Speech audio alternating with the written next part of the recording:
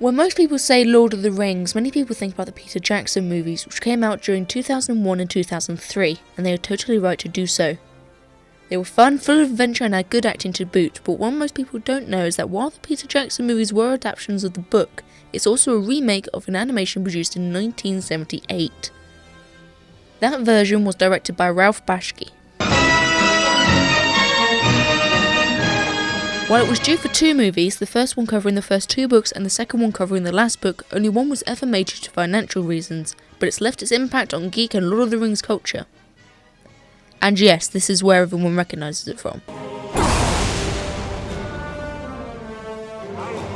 1,000 years the battle has been waged, with only the bravery of the Grand Wizard to protect his human followers.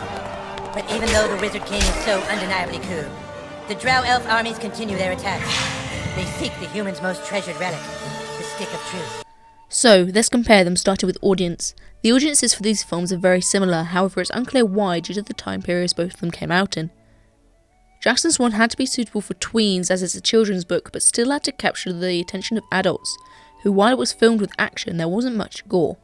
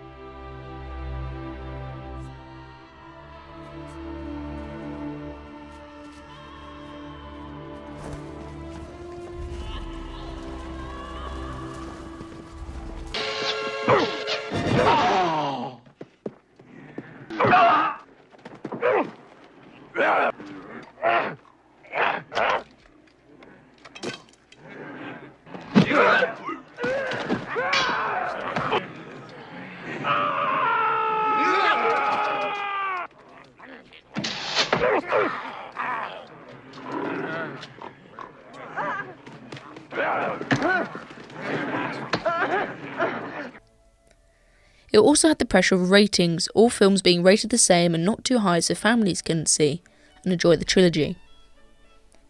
Bakshi didn't have this restriction, even though it's a children's film at heart, there is more gore and slightly more threat in the storytelling, but other than that there isn't much separating them. Characters are the same as in the book in both versions, but the way they are portrayed is incredibly different. One is the representation of Frodo Baggins, the main protagonist. Voiced by Christopher Guard in Bakshi's version and played by Elijah Wood in the Jackson version, the character is known for bravery and loyalty throughout everything, and that's certainly true for Bakshi. Bakshi's one seems more outspoken and independent, while Jackson's one seems a lot more timid and less likely to fight. A good example of this is when the Ring Wraiths come and try to take Frodo away. While Bakshi's one tries to fight back, Jackson one drops his sword and runs away. Added to that, Bakshi's Frodo makes it across the river by himself and even manages to intimidate the Dark Riders. By all the Shire, you shall have neither the ring nor me! While Jackson's ones get carried off by an elf. While all these are deciding factors, another one is when Frodo and Sam are discussing if they will return to the Shire. Bakshi's one does a dramatic speech about how they won't make it home. Oh, Sam, friend of friends, after that, if the ring goes into the fire and we're at hand, after that, dear Sam, just to get there. Just to get there. But Jackson's one just gives a look, which is much more powerful and shows a much more caring side to the character. He just doesn't want to hurt his friend.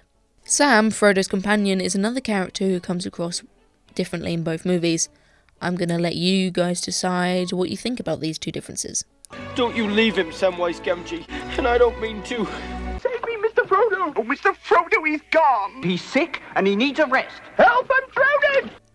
Aragorn is another character which is slightly different between the two versions, with Bakshi's one acting a lot more kingly and more peacefully while still being able to kick ass, while Jackson's one acts much more like a ranger than king, killing first and asking questions later.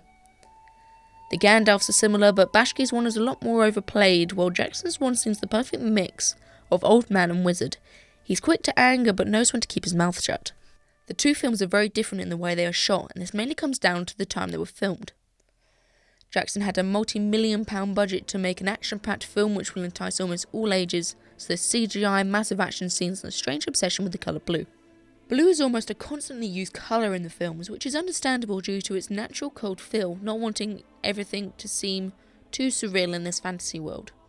Meanwhile, on Bakshki's side of things, red is the signature colour, making the world seem more evil and surreal, highlighting the bloody battles.